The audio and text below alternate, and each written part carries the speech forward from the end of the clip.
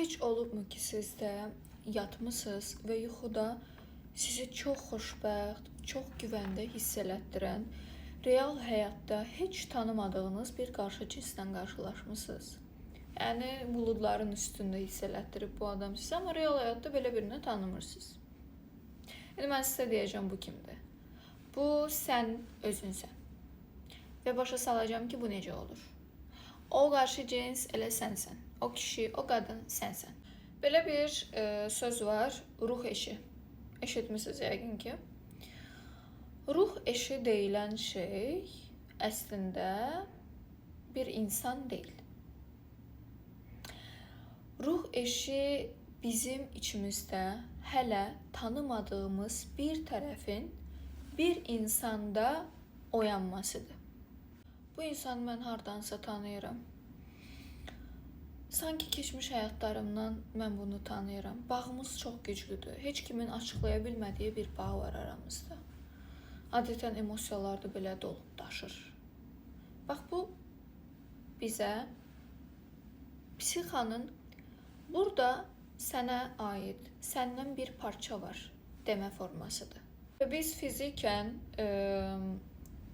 tək bir cinsiyyətə aid olsaq da, yəni kişi olaraq doğula bilərsən, qadın olaraq doğula bilərsən, bizim içimizdə hər iki cinsiyyətin enerjisi mövcuddur. Carl Gustav Jung bunlara anima və animus adı verilib. Bu anima animusu mən dərk eləyəndən sonra bir çox şey mənə aydın oldu münasibətlərimdə. Çox belə, necə deyim, aydınlandım resmən. Bu kadar mı fark edər deyirlər elə. Anima sizin içinizdəki qadındır, feminen obrazdır. Animus isə kişi obrazıdır. Anima daha çox emosiyaları, bağ qurmanı, empatiyanı, bu şeyləri təmsil edərkən, animus istiqamət, qazanmaq, qərar vermək, düşünmək kimi şeyləri təmsil edir. Və əgər biz bu animusu bastırırıqsa və bunlardan biri zəifdirsə, biz başlayırıq bu zəif parçaları insanlarda axtarmağa. Və bu insanlar bizim həyatımıza gələndə biz onları ruh eşi olaraq adlandırırıq. Çünki o insan səndə çatışmayan tərəfi göstərir. Səndə olmayan keyfiyyəti aktivləşdirir. Buna misal versək, məsələn, həyatında düzgün qərar verə bilməyən bir qadın çox vaxt belə qərarın üstündə duran, güclü, qətiyyətli bir kişini sevə bilər. Və ya emosiyalarını heç bir şəkildə göstərə bilməyən bir kişi gedib çox emosional bir qadına aşiq ola bilər. Bu niyə çətin olur? Bu tip münasibətlər çox həyəcanlı, çox belə inişli çıxışlı, çox belə eşqin dərin olduğu bir münasibət olsa da, bunlar heç vaxt axıra kimi getmir. Getsə belə hər iki insan şuuru çox yüksək olmalı, çox inkişaf eləməlidir. Burada çünki iki daxili boşluğu olan insan bir araya gəlir. İki daxili boşluğu olan insan bir araya gələndə bütöv olmur. Sadəcə yan-yana iki daxili boşluğu olan insan olur. Və bu səndə olmayan şeyi oyatmağa təklif edir və səndə olan o açıq yaranın üstünə duz basır ki, bax, səndə olan budur. Sən inkişaf etdirməli olduğun tərəfin budur. Kainat bizim təxirə saldığımız, görməməzlikdən gəldiyimiz, sağaltmaqda gecikdiyimiz nə varsa, onu bizim sağaltmağımız üçün qarşımıza elə bir insan çıxardır ki, o insan sənin o əksiliyini proyeksiya eləməlidir, aynalamalıdır ki, bax, sən bununla üzləşməlisən. Sən əslində aydın bir şəkildə bu tip insanlar göstərir ki, sənin zəif tərəfin nədir? Bir çoxumuzda dəyərsizlik hissi var, sərhəd qoya bilməmək, tərk edilmə qorxusu və bu üçü çox vacib məqamlardır və bir çoxumuzda bunlar var. Və bəzən bu insanlar bu tərəfimizi inkişaf elətdirməyimiz üçün həyatımıza girir. Bəzi insanlar sadəcə bizi tərk etmək üçün həyatımıza girir. Bəzi insanlar sadəcə bizim sərhədlərimizi pozmaq üçün həyatımıza girir. Bəzi insanlar bizə dəyərsiz hiss elətdirmək üçün həyatımıza girir ki, biz o yaranı görüb sağaldaq. Kimsə sənin dəyərini tamamlamamalıdır. Kimsə gəlib səni tamamlamayacaq, əksilərini doldurmayacaq. Bunu sən özün edəcəksən. Çünki səndə əksiyi yoxdur əslində. Sən bütövsən. Və sən bu bütövlüyü tapmaq üçün, o bütövlüyə getmək üçün bu yoldan keçməlisən. Yəni buna Carl Gustav Jung individuasiya prosesi deyir. Əgər siz o insanın gətirdiyi dərsi öyrənsəniz, başa düşsəniz və inkişaf elətdirə bilsəniz, burada iki versiya var. Çöldəki ssenari də dəyişir. Ya o insan sizin inkişaf etmiş versiyanıza uyumlanacaq, sizinlə birgə yüksələcək, ya da o frekansa uymadığı üçün həyatınızdan çıxıb gedəcək. Amma əgər siz o dərsi almasanız, ömrü boyu siz o insana takılıb qalacaqsınız. Yəni bir çox insana görürəm, ətrafımda, rəfiqələrimdə də var, gəlirlər, illərlə heç normal bir vaxt keçirtmədiyi bir insana takılıb qalıb. Hələ də onu fikirləşir, hələ də onun haqqında stalkluyur, baxır. Və mən soruşuram ki, bu insan sənə nəyi göstərməyə gəlib, səndə əksik olan nəyi göstərmək istəyir səncə? Və sən hələ də onu həll etmədiyin üçün, içində o problemi həll etmədiyin üçün sənin çöl vəziyyətində dəyişmir. Sən hələ də o insana takılıb qalmısan. Ona görə qarşılaşdığınız insanlara bu sualı soruşun öz içinizdən. Sən mənə özüm haqqında nəyi göstərməyə gəlmisən? Sən mənim görməzdən gəldiyim, görmədiyim hansı zəifliyimi üstünə basacaqsan və deyəcəksən ki, üzləş. Biz təsadüfən qarşılaşmırıq. Təbii ki də, bu o demək deyil ki, bu ilahi plandır, we're meant to each other, bir-birimizə aidik. Yox. Sənin şuur altın hansı vəziyyətdədirsə, hansı səviyyədədirsə, sən o vəziyyətdəki insanı sevirsən. Ona görə mən həmişə belə bir söz var, dostunu söylə, sana kim olduğunu söyləyəyim. Əslində, romantik münasibətlərdə bir növ dostluqdur. Sevgilini mənə göstər, mən sənə deyim, sən kimsən. Mən sənə deyim, sənin şuur altın kimdir. Çox vaxt olur belə tanınmış insanlarda çox belə hörmətli, səviyyəli insan kimi görsənir, amma yoldaşlarına, sevgililərinə baxanda heç həmən səviyyə yoxdur. Deməli, onun şuur altısı da həmən səviyyədədir. Bir də belə bir şeylər olur ki, deyirlər, məsələn, filan kəs mənim tipimdir, filan kəs mənim tipim deyil, mən bu tip qadınları bəyənirəm, mən bu tip kişiləri bəyənirəm. Bunlar əslində, bu tipajlar necə yaranır? Bunlar sizin içinizdəki anima və animusun səviyyələrindən irəli gəlir. Və bu səviyyələrin hər biri fərqli bir şey təmsil edir. Gəlin başlayaq animadan. Anima içimizdəki qadındır. İçimizdəki feminəndir. Kişinin içindəki feminen obrazdır. Animanın birinci səviyyəsi Həvvadır. Carl Gustav Jung buna Həvva deyib. Arxetiplərdir bunlar əslində. Nəysə, çox dərinə girmirəm. Adı Həvvadır. Niyə Həvvadır? Çünki bu qadın instinktiv qadındır. Bu qadın fiziki cazibə, ana obrazı, uşaq baxmaq, qorunma, qayğı, ehtiyacların ödənməsi kimi şeyləri təmsil edir. Yəni bir kişinin bəyəndiyi qadın tipi bu olanda, onun anima səviyyəsi hələ birinci səviyyədə, yəni Həvvadadır. O qadını, bu qadın mənim ehtiyaclarımı ödəməlidir kimi görür.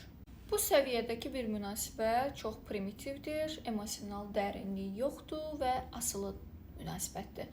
Əslində, keçmişdə bir çox nənə babalarımız bu şəkildə ailə qurublar, onlar heç qadını tanımadan, eləmədən, sırf ailə canlılığına görə, doğurqanlığına görə, analıq instinktivlərinə görə evləniblər. Burada əslində bəyənmə, sevmə kimi bir şeylər olmayıb. Bir çox əslində Həvva səviyyəsində olub. Animanın ikinci səviyyəsi Helena. Bu daha romantikdir. Bu qadın ilham mənbəyidir.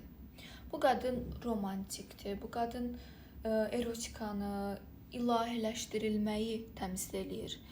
Kişi bu qadını izah eləsə, o mənim ilhamımdır, o fərqli bir qadındır deyə bilər. Məsələn, Təxminə Zaur kinosunda bax, Təxminə Zaur üçün Helena idi.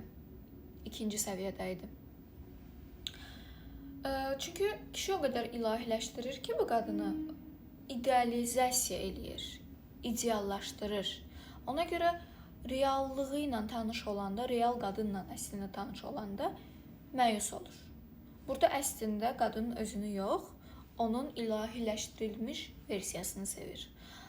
Bu animanı eyni zamanda biz özümüz üçün də istifadə edə bilərik qadın olaraq. Yəni qadın olaraq öz səviyyəmizi də bu şəkildə təyin edə bilərik. Bu səviyyədə eşq çox güclü olur bu arada. Yəni kişilərin əksəriyyəti Helenaya aşiq olur çox vaxt. Çünki romantikanı, erotikanı falan təmsil edir. Necə ki, Zaur Təxminəyə aşiq idi, amma ortaqda heç nə yox idi. Heç bir addım atmadı. Üçüncü mərhələ Maria mərhələsidir. Maria mərhələsi ruhanilik, təmizliyi ifadə eləyir. Məryəm anadan gəlir əslində adı. Burada qadın sədaqətli, təmiz, mənəvi dəyərlərə hörmət edən, daxili olaraq sabit bir qadındır. Kişi bu qadını izah eləyəndə çox vaxt deyir ki, o mənə daxili sabitliyi gətirir, o məni rahatladır, o mənə huzur verir. Bu qadın əslində çox ilahi, rahat, özündən məmnun, sevgi dolu, sabit bir qadındır. Bu mərhələdəki bir qadına kişi çox dəyər verir. Onu bir obyekt kimi yox, bir insan kimi görür. Çox həddindən artıq hörmət eləyir, dəyər verir. Amma ideallaşdırma hələ də davam edir Helena səviyyəsindəki kimi. Helen kimi ilahiləşdirir qadını. Onu artıq ruhani bir obraz halına gətirir və qadın kimi görmür əslində artıq onu. Və belə bir paradoks yaranır. Biz ilahiləşdirdiyimiz, biz kutsal gördüyümüz şeylərə qarşı cinsəl heç nə hiss eləmirik. Bu da münasibətlərdə bu tip Maria səviyyəsindəki qadın üçün çox məyus edicidir. Çünki qarşısındakı kişi onu bir qadın kimi yox, bir ruhani bir insan kimi görməyə başlayır. Həddindən artıq hörmət eləyir və ona qadın kimi yanaşmır. Dördüncü və son mərhələ isə Sofya mərhələsidir. Bu bilgə qadındır. Bu yüksək şuurlu, inteqrasiya olunmuş səviyyədir. Bu qadın çox ağıllıdır, bu qadın müdrikdir. Bu qadının intuisiyası çox güclüdür. Bu qadın yaradıcıdır, daxili diyaloqu güclüdür. Bu qadın özünü tanıyır.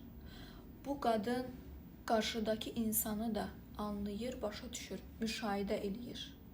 Bu qadın yargılamır. Bu qadın yalnız müşahidə eləyir. Kişi bu qadın haqqında danışanda çox vaxt o mənim bərabərimdir deyir.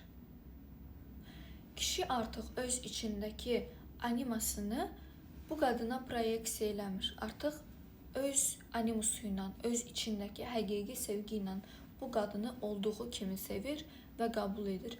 Onu ilahiləşdirmir, onu obyekt kimi görmür. O artıq başqa bir fərddir. O onun bərabəridir. Bu Sofya mərhələsidir. Bu ən sağlam mərhələdir. Bu qadının ən inkişaf eləmiş versiyasıdır. Bir çoxumuz heç Sofyaya çatmadan haqqın rəhmətinə qavuşuruq. Bu münasibətlər daha real olur, daha balanslı olur, daha fərqli bir səviyyədə olur. Bu səviyyədəki münasibət çox tapılan deyil, amma olanda da çox fərqli bir şeydir bu. Bunu bir çoxumuz başa düşə bilmərik. O şuurdakı insanlar başa düşür. Sofyanı bəyənən kişinin animusu da 4-cü səviyyədə olmalıdır. Çünki Sofya hər kişiyə maraqlı gəlmir. Məsələn, anima səviyyəsi Helenada olan bir kişiyə Sofya çox sıxıcı gələcək, çox sıxıcı bir qadın gələcək. Egoist gələ bilər. O qadını o öz egosuna bir təhdid kimi algılaya bilər. Öz egosu ilə yarışdıra bilər. 3-cü səviyyədə olan bir kişi üçün Sofya çox rasional gələ bilər. 1-ci səviyyə olan bir kişi üçün Sofya çox maskülen gələ bilər. O fikirləşə bilər ki, bu qadın deyil ki, bu kişidir. bu kişi ilə höcətləşir, bu söz qaytarır. Bu oxuyur, yemək bişirmir, amma kitab oxuyur. Yəni Sofyanı da hər səviyyədəki animası olan kişi başa düşmür. Gələk indi animusa. Bizim içimizdəki, qadının içindəki kişiyə və kişilərin səviyyələrinə, şuur səviyyələrinə daha doğrusu. Birinci mərhələ Tarzan mərhələsidir. Tarzan mərhələsində bu fiziki gücü, qorumağı, ovlanmağı, bu tip şeyləri təmsil edir bu kişi. Əzələli kişi. Güclü olsun. Qadın o kişidən danışanda o deyir ki, o məni qorumalıdır. Dominantlıq gözləyir, maço erkek deyirlər və bu birinci səviyyədə Tarzandır. Bu münasibət asılılıq yaradır və qadın öz gücünü heç vaxt kəşf eləyə bilmir, çünki onun gücünə asılıdır. Tarzanın gücünə asılıdır. Tarzan necədir? Əslində bu adlar buna görə verilib, təmsil elədiyi şeylərə görə verilir. İkinci səviyyə Byron mərhələsi, Lord Byron'dan yəqin ki götürülüb bu ad deyə düşünürəm. Bu intellektual, ağzı yaxşı işləyən, yaxşı danışan kişi mərhələsidir. Çox vaxt qadınlar bu kişi haqqında danışanda deyir ki, mən sayposeksualam, məni başa düşən, mənə bir şeylər öyrədən kişi axtarıram. Və bu Byron, ikinci mərhələdir. Stage 2. Bu kişi intellektual olaraq çox cəzibəlidir, qəşəng danışığı var, diksiyası qəşəngdir, xarizmatikdir. Bu kişi həyəcan verir, bir şeylər öyrədir, səni ağıllı hiss elətdirir. Amma bu münasibətin daxili yoxdur. Bu kişi çünki sadəcə danışır, hərəkət eləmir. Bu kişidə hərəkət yoxdur. Bu kişi sadəcə danışsın, özünü sənin yanında daha ağıllı hiss eləsin, professor hiss eləsin. Bu mərhələdə də çox güclü bir bağlanma olur, amma reallıqdan uzaqlaşma riski çox yüksəkdir. Əslində heç sağlam bir münasibət olmur. Üçüncü mərhələ professor mərhələsidir. Bayaq ki ilə mən qatışdırdım. O Byron'dur, bu professordur. Burada artıq kişi həm fikirləşir, həm də qərar verir.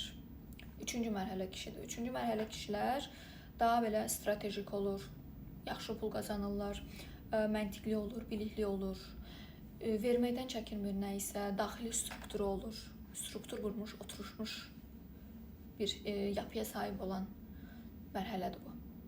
Qadın çox vaxt bu kişi haqqında danışanda deyir ki, mən ona güvənə bilərəm. O güvən verir. O elə bir arxa dayaqdır. Amma bunun da bir təhlükəsi var ki, bu münasibət yalnız emosiyaya əsaslanmır, daha çox məntiqi gedir, rasional şəkildə inkişaf elədiyi üçün mən buna eşq adlandırmazdım. Məsələn, mənim animus səviyyəmə görə bu kişi sıxıcıdır. Mən bu kişidən sıxılıram. Bu kişilər öz fikrini formalaşdırır və o fikrin arxasıca gedir, o işi də görür, amma soyuqdular biraz. New York şəhərini mənə andırır bu səviyyə, biraz belə beton orman deyirlər, elə bir səviyyədə. Buna təmsil edəcək kim deyə bilərik? Məsələn, mənim ağlıma siz kim gəlir? Mad Men-ə baxmısınız? Mad Men serialındakı ana obraz bu animusa eşdəyər ola bilər. Dördüncü və ən son səviyyə. Kişinin ən inkişaf etmiş səviyyəsi Hermes mərhələsidir. Burada kişi artıq öz şuuru ilə inteqrasiya olub. Bu artıq bütöv kişidir. Bu kişi həm çox yaxşı hiss edir, hissiyatı çox güclüdür, intuisiyası çox güclüdür. Bu kişi həm söz və düşüncə balansını yaxşı saxlaya bilir. Bu kişi həm çox biliklidir. Bu kişi həm azaddır, yaradıcıdır. Qadın bu kişi haqqında danışanda o mənim bərabərimdir deyir. Onu ilahlaşdırmır, ondan nəsə gözləmir. Demir ki, mənə arxadayaq olsun, məni qorusun, məni təmin edəsin. Bu kişi haqqında danışanda qadın deyir ki, o mənim bərabərimdir. Bu münasibətdə qadın azaddır. Qadının heç bir aslılığı yoxdur. Qadın özünü inkişaf elətdirir, özünü tapır. Kişi artıq burada xilaskar rol oynamır. Bu Hermes mərhələsidir. Buna misal verəcək olsam, Qürur və Qərəz filmində Mr. Darcy Hermes mərhələsində kişidir. Amma qız Məryəm mərhələsində qızdır. Üçüncüdədir. Qız 3-dədir, kişi 4-dədir əslində. Münasibətlərinin də o boyda şeyə rağmen davam etməyinin səbəbi Mr. Darcy'nin Hermes olmağından irəli gəlir. Çünki o qəşəng idarə eləyir. O həm idarə eləyir, həm hiss eləyir, həm də azaddır. O xilaskar deyil. Ruh eşi dediyimiz şey isə adətən ikinci səviyyədə baş verir. Bu anima və animus üçün də keçərlidir. Qadın üçün Helena, kişi üçün də Byron səviyyəsi. Yəni, oturun fikirləşin. Necə tip kişilərdən xoşunuz gəlir və ya necə tip qadınlardan xoşunuz gəlir? Və bu dediyim səviyyələrə, mərhələlərə uyğun o insanları ayırın. Görün, hansı mərhələnin, hansı arxetipin bədənlənmiş versiyasıdır bu insan. Bu insan sənə nə verir? Gözləntin nədir bundan? Ola bilər ki, qarşındakı insan deyək ki, 3-cü səviyyə bir qadındır və ya bir kişidir. Amma sənin öz içindəki anima və animus daha aşağı bir səviyyədə olduğu üçün sən o insana elə rəftar eləyirsən.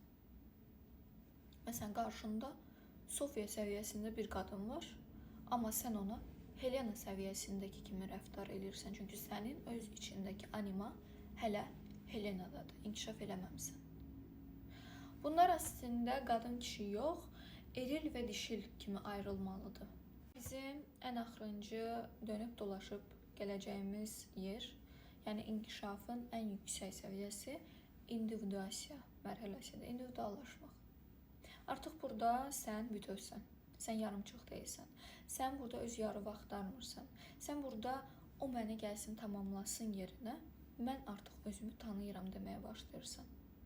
Sən özü artıq xilaskar, qoruyucu, sahibkar, dəstəkləyici birini axtarmırsan. Sən çünki bütövsən.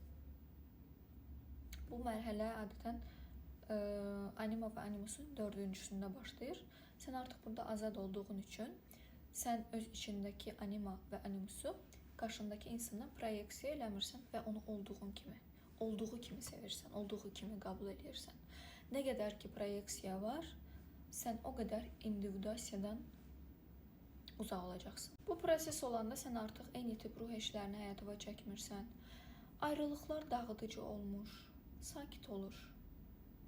Sən artıq daha azadsan, sən bağlı deyilsən kiməsə. Bu o demək deyil ki, biz ətrafımıza divarlar hörüb, mən azadam sözünün arxasına gizlənib, özümüzü daim izolasiya eləyək. Bu o demək deyil, bunu qatışdırmayın. Bir çox insan bunu qatışdırır, özlərini izolə eləyirlər, yaxşı gedən bir münasibəti özləri sabote eləyirlər, məhv eləyirlər və deyirlər ki, mən azadam. Yox, sən azad deyilsən. Sən sadəcə sevməkdən qorxursan. Sən sadəcə qarşıdakı insanın emosiyalarından qorxursan. Və özünü qorumaq üçün, qəlbini qorumaq üçün belə bir yalan hazırlamısan özünə ki, mən azadam. Amma individuasiya dövründə olan bir kişi, bir qadın ayrılıqdan qorxmadığı üçün onda belə bir ehtiyat olmur. O açıqdır. O özünü bağlamır. Ona görə ruh eşi sənin bir digər yarın deyil. Başqa bir insan deyil o. O səni sənə qaytaran təcrübədir. Təcrübə deyirəm, bax insan demirəm, təcrübə. Çünki sən dərsini alanda o çıxıb gedir. Və ya o da səninlə birgə inkişaf eləyib, səni ilə eyni yolda irəliləyir. Və onun inkişafından sən məsuliyyətli deyilsən. Sən öz inkişafından məsuliyyətlisən. Buna gözəl misallarını verə bilərəm. Bu informasiyalara əsasən istəyərdim ki, bir neçə obrazı müşahidə eləyək. Avatardakı Neytiri ilə Jake. Mən Avatarı çox sevirəm. Onlar 4-cü mərhələ. Kapıldılar. Həqiqətən elədir. Jake əslində, Jake'in animası öz içindəki qadın obrazı çox güclüdür. Jake'in Neytirini seçməyinin ən böyük səbəbi Jake'in çox güclü bir kişi olmağıdır. Onun içindəki qadın güclüdür. Ona görə o Neytirini seçir. Neytiri əvvəl biraz zəif olur, amma sonra güclənir. Bir yerdə inteqrasiya edirlər, bir yerdə inkişaf edirlər. Daha sonra Dracula, A Love Tale. Bu mənə çox təsir eləmişdi bu film, çox xoşuma gəlir. Amma Dracula özü də 3-cü səviyyə kişidir. 3-cü səviyyədə onun animası. Çünki o 400 ilini bir qadından asılı vəziyyətdə keçirir. O Yelizavetanı ilahiləşdirir. Daha sonra Mina olaraq çıxır qarşısına, reinkarnasiya olur. İlahiləşdirir gözündə və bütün həyatı bundan ibarət olur. Onsuz var ola bilmir, inteqrə ola bilmir, tək ola bilmir. Yarımçıq hiss eləyir. Çünki bütöv hiss eləmir. Amma Mina isə, Mina keçir o dövrü. 4-ə keçir, Sofiyaya keçir. Drakula'nın ölümündən sonra. O yaşamağı seçir. O hiss eləyir 3-cü səviyyədə sevilməyin necə bir hiss olduğunu, keçmiş bağlarını görür, tanıyır, amma o yenə də özünü seçir. Burada isə artıq Mina Sofiya mərhələsinə keçid edən bir qadın olarkən, Dracula 2-ci mərhələdə olan bir kişi olaraq qalır. Onun animası 3-dədir, amma özü 2-dədir. Bu biraz qatışıq bir şeydir, mən bunu necə başa salım bilmirəm. Belə, Sofiyaya bəs necə keçmək olar? Qadınlar olaraq belə bir sual yaranır. Bunu biraz oyun kimi görməmək lazımdır. Mən biraz elə görürdüm, yəni səhv eləyirmişəm. Çox səhv gördüm özümdə. Bu, sən inkişaf elədikcə, sən müşahidə elədikcə, başa düşdükcə özünü, dərk elədikcə, özün özüvə keçəcəksən ora. Sofiya olacaqsın. Bunu yəni bir competition, bir yarış kimi görməmək lazımdır. Bu sənin şuurundur, bu sənin seçimlərindir, bu sənin münasibətlərindir. Seçdiyin kişilər də bundan ibarətdir. Ruh eşq kimi gördüyün, sevdiyin, bəyəndiyin, tipimdir dediyin insanlar da əslində bundan ibarətdir. Sən öz içindəki o kişini, o qadını, o deyirəmi, yuxunda görürsən, səni necə xoşbəxt edir və o sənin animusundur, animandır. Sən onunla nə qədər inteqrasiya eləsən, nə qədər onu tanısan, nə qədər onu müşahidə eləsən, sənin qarşına da real həyatda elə səviyyədə insanlar çıxacaq. Bugünkü videom bu qədər. Ümid edirəm xeyirli olub, yaxşı olub. Bəyənməyi və abunə olmağı unutmayın. Təşəkkür edirəm.